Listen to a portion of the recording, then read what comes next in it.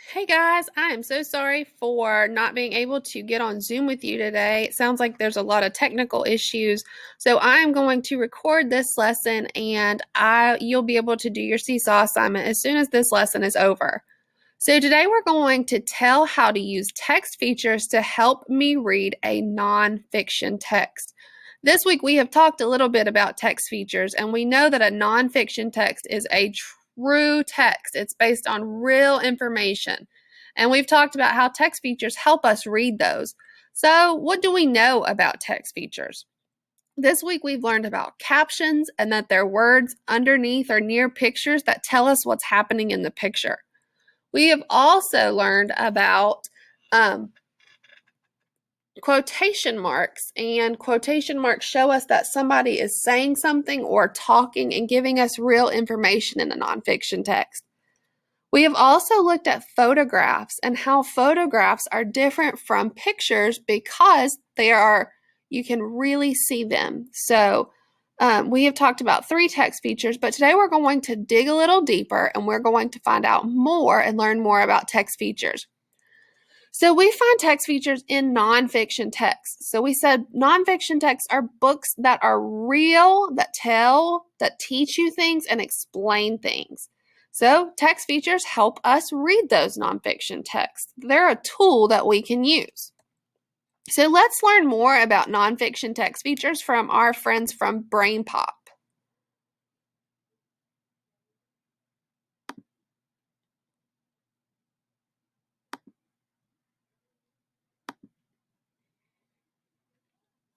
Makes to lose their skin, but we better look it up.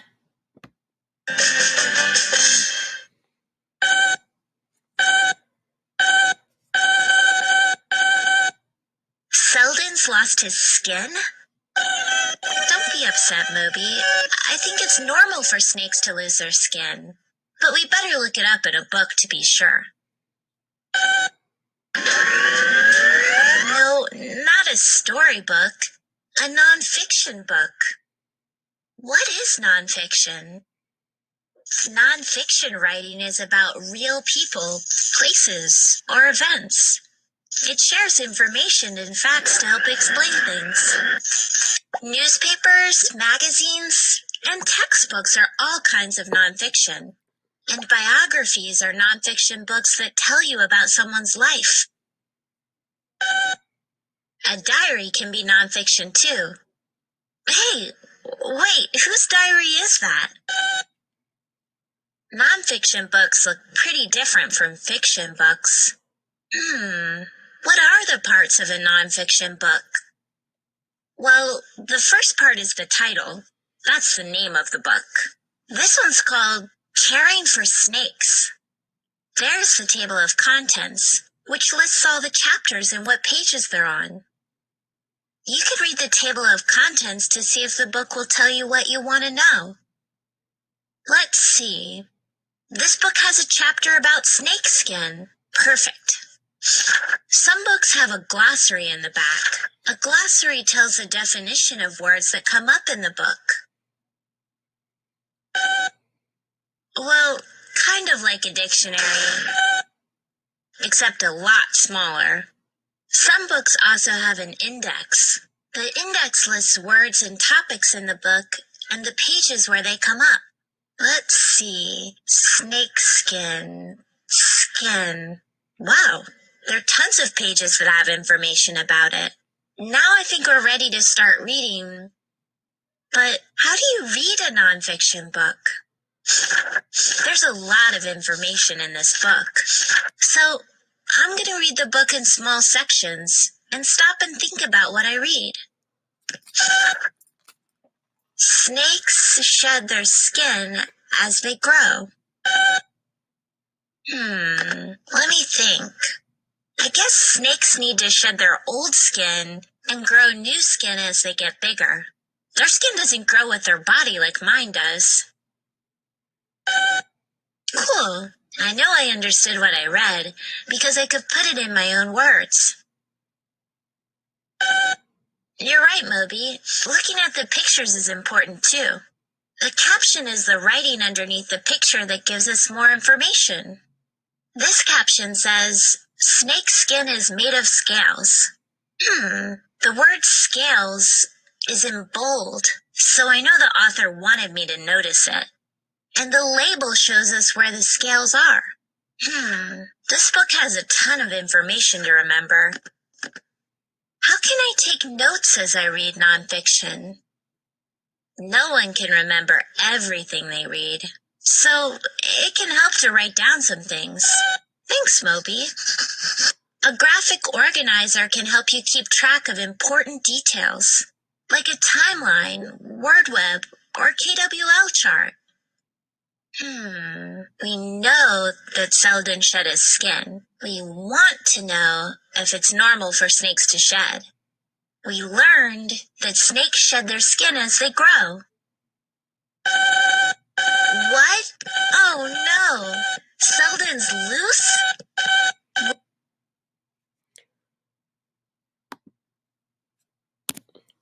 All right, so we just learned about text features, and I have a game for us to play. This is a game, if you've ever played I Spy, we're going to play I Spy, and we're going to spy text features on pages of a nonfiction book. We just talked about nonfiction text features in that Brain Pop video. So our first I Spy is I spy a caption.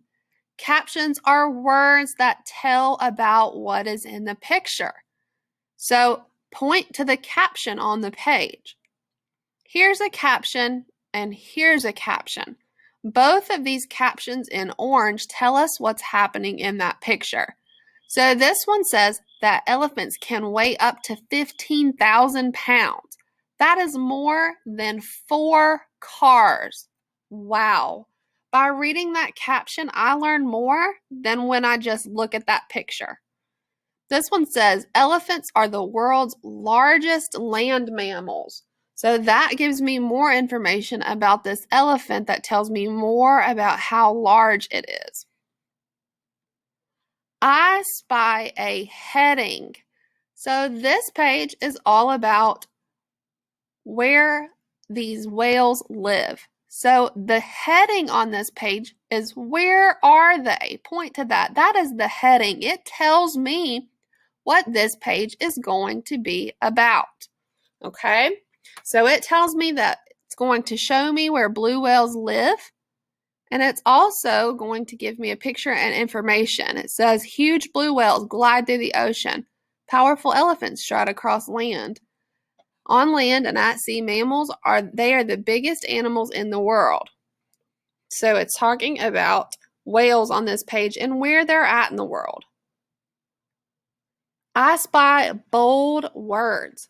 So bold words are words that are in a larger print that stick out to us. So point to those bold words on this page.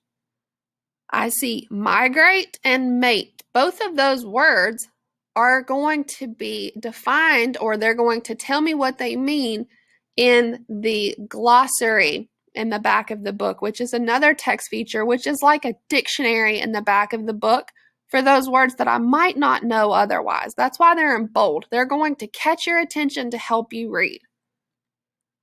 I spy a map. Point to the map on this page. So the map is right here, and it shows me, the purple on this map shows me where I can find elephants. I spy the index. The index tells me where I can find information, on what pages I can find information about the certain things it's talking about. So if I want to find out about Africa, I would turn to page 12. If I wanted to find about Asia, I would turn to page 12. Blue whales, I can find out on pages 13, 14, 15, 16, 17, 18, 19, 20, and 21. So it tells me where I can find information. That is my text feature, the index. I spy the table of contents. Point to the table of contents. It tells me where I can find certain chapters or parts of the book. So it tells me that chapter 1, what are mammals, can be found on page 4. The largest animals on land can be found on page 6. The big blue can be found on page 14. So the table of contents is at the beginning of the book, and it tells me where I can find information. I spy a label. Can you point to the label in this picture? The label tells me what parts of the photograph or picture are. So right here is my label. It shows me that this is a blue whale calf or a blue whale baby, and it's pointing to that blue whale. So it shows me that that is the blue whale calf. So how do nonfiction text features help us read the book? They show us different information. They help us to understand what different pictures and photographs and parts of the story are telling us. They help us organize the book because we've talked about before, you do not have to read a nonfiction book from the beginning to the end like you do a fiction book. You can read it from anywhere in the book to find information, and you can read it in parts.